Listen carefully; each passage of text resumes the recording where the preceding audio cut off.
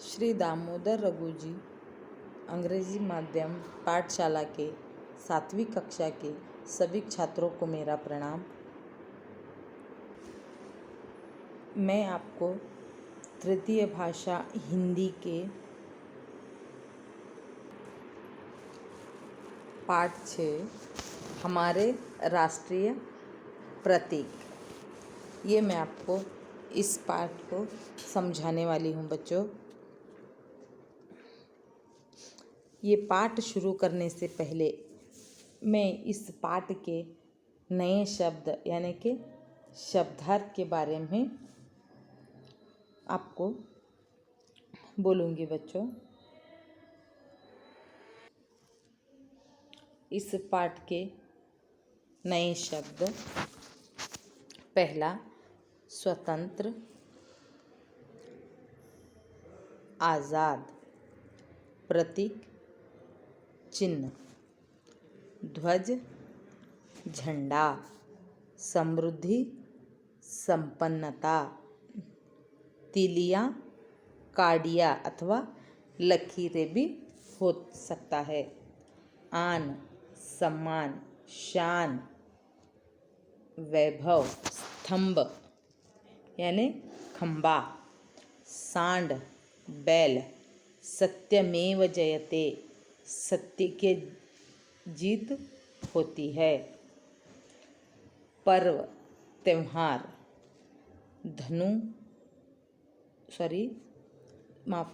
धुन, ध्वनि, धारिया, लकीरें अथवा रेखाएं, उद्यान, बगीचा, नृत्य, नाच, मनमोहक, आकर्षक, प्राय, अधिकतर, ऋतु, मौसम, पुष्प, फूल। आइए बच्चों, अब इस पाठ की ओर बढ़ते हैं और हमको इस पाठ से क्या जानकारी प्राप्त होती है और हमको इससे सीख भी क्या मिलती है और इससे संदेश, सीख तो नहीं बच्चों लेकिन हमको इस पाठ से संदेश जरूर मिलता है बच्चों। पहले मैं आपको बोल दूं, हमारे राष्ट्रीय प्रतीक, इसका क्या अर्थ होता है। हमारे राष्ट्रीय प्रतीक यानी कि हमारे राष्ट्रीय चिन्ह, प्रतीक यानी चिन्ह। हम हमारे राष्ट्रीय चिन्ह के बारे में यहाँ पे जानना है। और यहाँ पे देखो बच्चों, आप छात्र, आप यानी कि स्टूडेंट्स इस पाठ द्वारा राष्ट्रीय चिन्हों का भी परिचय प्राप्त कर सकते हैं और उनका सम्मान भी करना इस पाठ से हम सीख सकते हैं। हमको इसके बाद यही सीख मिल सकती है बच्चों। और हमको वो जो राष्ट्रीय प्रतीक है यानी कि हमारे राष्ट्रीय चिन्ह है, उसका परिचय के साथ साथ हमको उसका सम्मान भी करना सीखने को यहाँ पे इस पाठ में मिलता है बच्चों। आइए बच्चों, फिर इस पाठ की ओर बढ़ते हैं।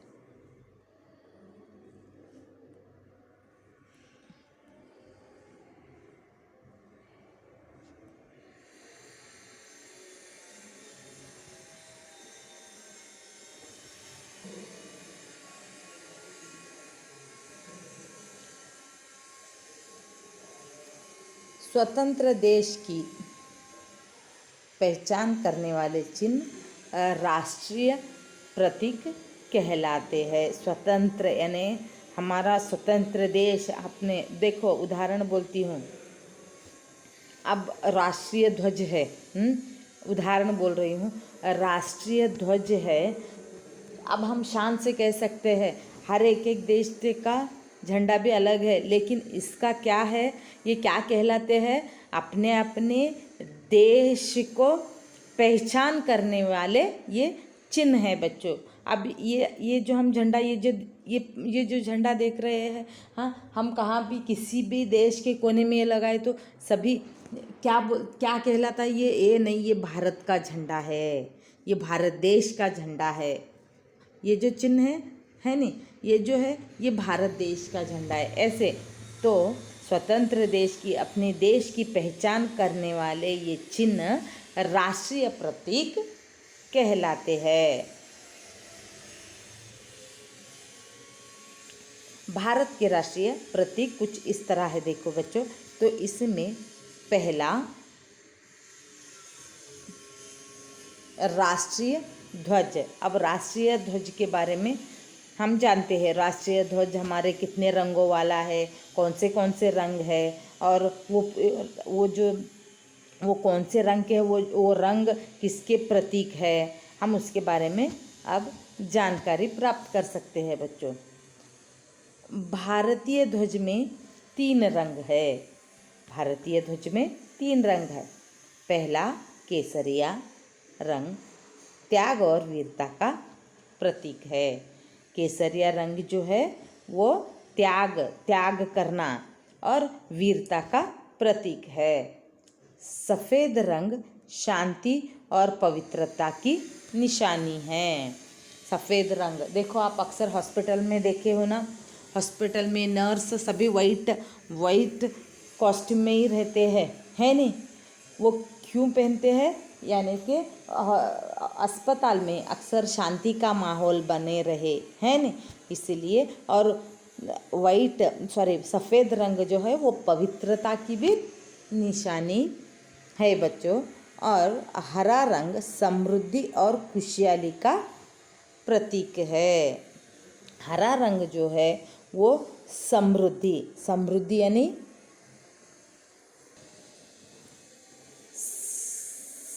संपन्नता, समृद्धि यानी कि संपन्नता और खुशहाली का प्रतीक है।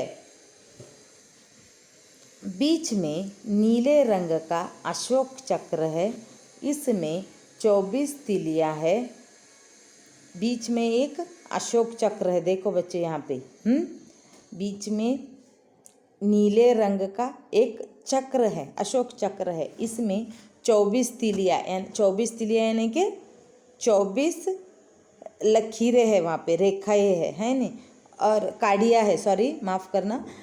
इस चक्र में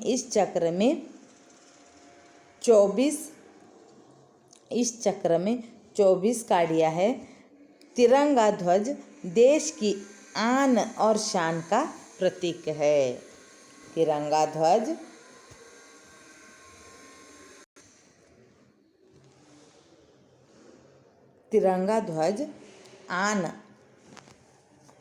आन और शान का, आन यानी कि सम्मान और वैभव का प्रतीक है। ये रहा अपना राष्ट्रीय ध्वज। अब नेक्स्ट दूसरे प्रतीक के बारे में हम जानते हैं बच्चों। राष्ट्रीय चिन्ह। अब ये राष्ट्रीय चिन्ह है। राष्ट्रीय चिन्ह कौन सा है, ये क्या है, आपको दिख रहा है नहीं?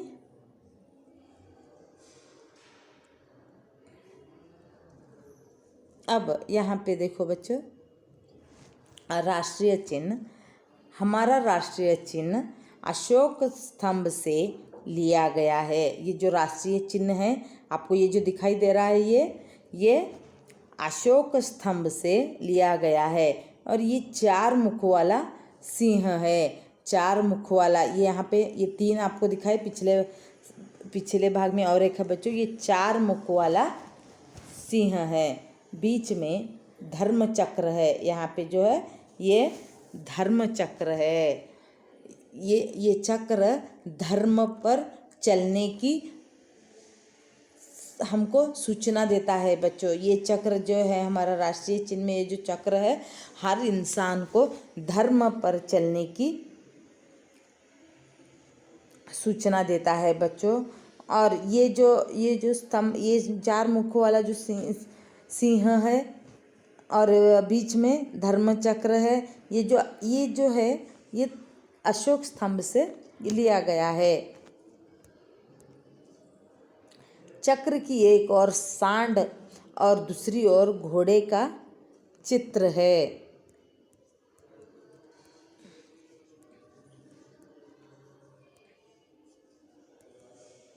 यहाँ पे देखो बच्चों, यहाँ पे सांड, सांड यानी के सांड मीन्स पता है आपको, अभी मैंने बोला था आपको। हेलो बच्चों, मैंने अभी आपको बोला सांड माने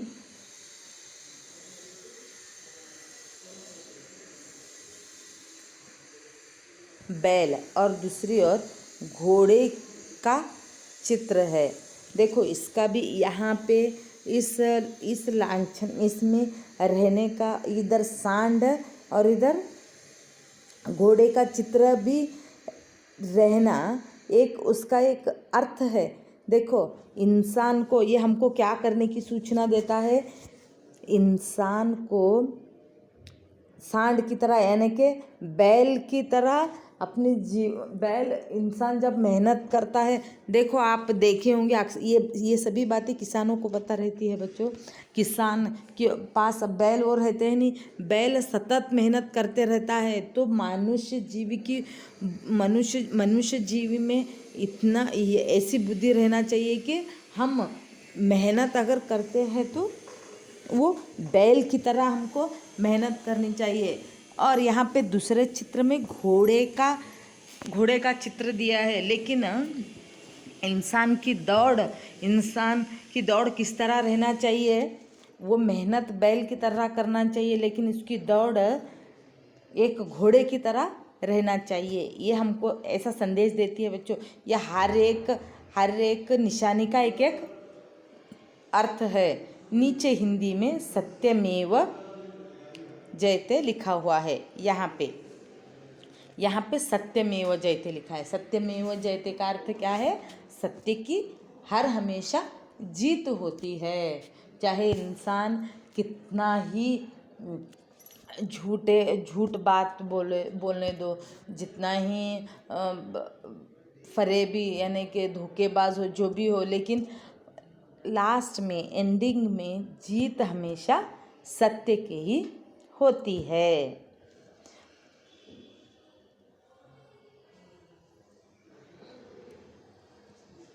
राष्ट्रीय गान के देखेंगे बच्चों। तीसरा वाला प्रतीक राष्ट्रीय गान। भारत का राष्ट्रगान कौन सा है? जन गण मन है। और इसको कौन ये किए हैं? ये गीत किसने लिखा है? रविंद्रनाथ टैगोर ने लिखा है।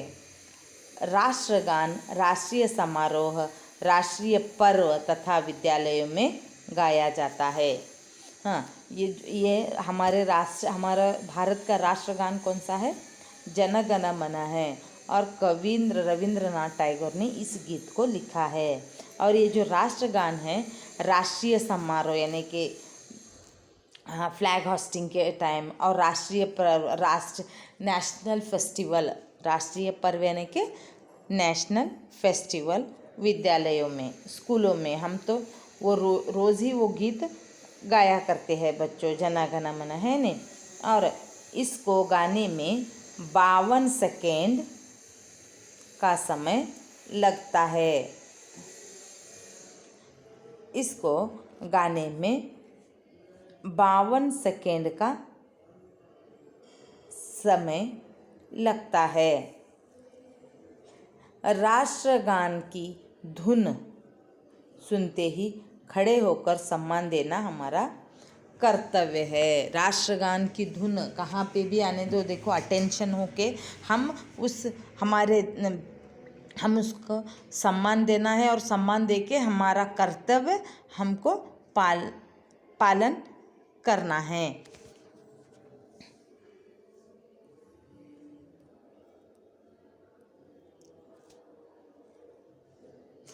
आप देखे होंगे ना बच्चों, राष्ट्रगान कहाँ पे भी शुरू होने दो, लेकिन वहीं पे अक्सर हम देखे हैं राष्ट्रगान स्टार्ट होता ही कि नहीं, हम कहाँ पे हम यहीं पे आके अटेंशन होके ठहरना है, ऐसा नहीं। आप कहाँ पे भी सुनने दो, वहीं पे खड़े होके हमको राष्ट्रगान गाना है। अब ये चौथा वाला प्रतीक है राष्ट्रीय प्राणी यानी एनिमल।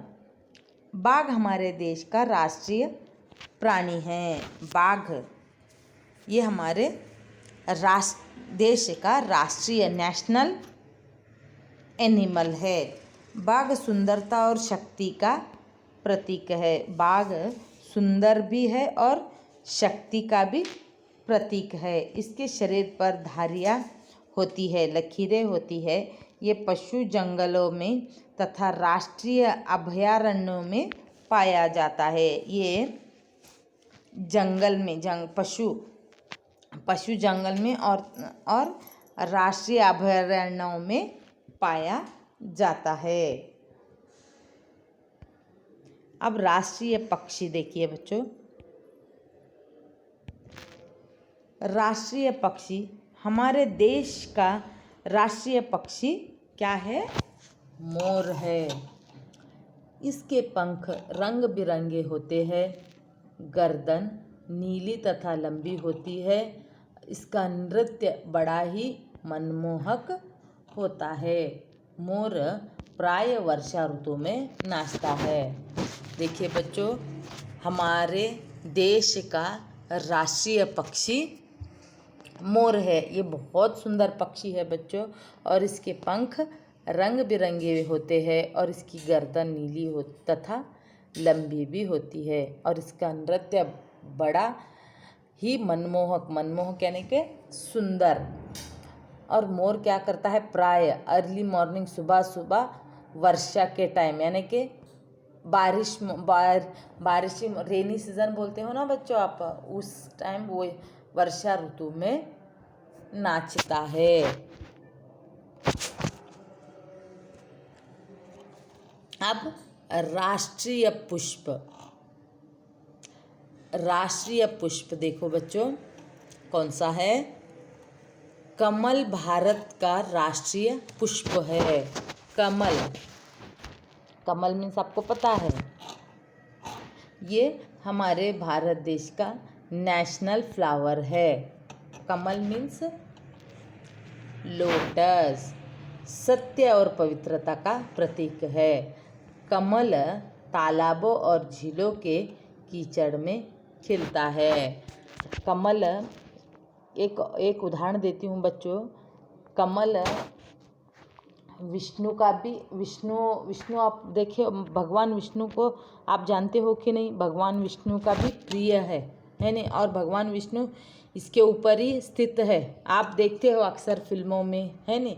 लेकिन ये जो पुष्प है सत्य और पवित्रता का प्रतीक है। और ये कमल कहाँ? कीचड़ में, तालाबों में, झीलों में, वहाँ पे खिलता है। इसकी जड़ें पानी के नीचे होती है, पत्ते और पुष्प ऊपर होते हैं। इसकी जो जड़ें रहते हैं और वो क्या है? पानी के अंदर रहते हैं, और इसके पत्ते पुष्प के ऊपर, फूल पुष्प और पत्ते दोनों भी ऊपर होते हैं।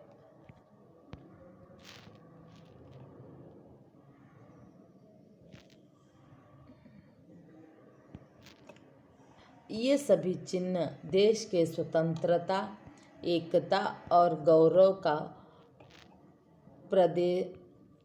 प्रदर्शित करते हैं। इनका सम्मान करना हमारा कर्तव्य है। ये जो अभी मैंने आपको हमारे राष्ट्रीय प्रतीक यानी चिन्ह के बारे में मैं आपको बताई हूँ। ये सभी चिन्ह देश के स्वतंत्रता, एकता और गौरव को प्रदर्शित करते हैं। इनका सम्मान करना हमारा परम कर्तव्य है। ठीक है बच्चों, आपको ये पाठ समझ में आया होगा।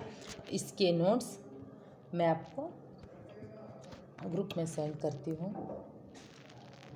ठीक है, धन्यवाद।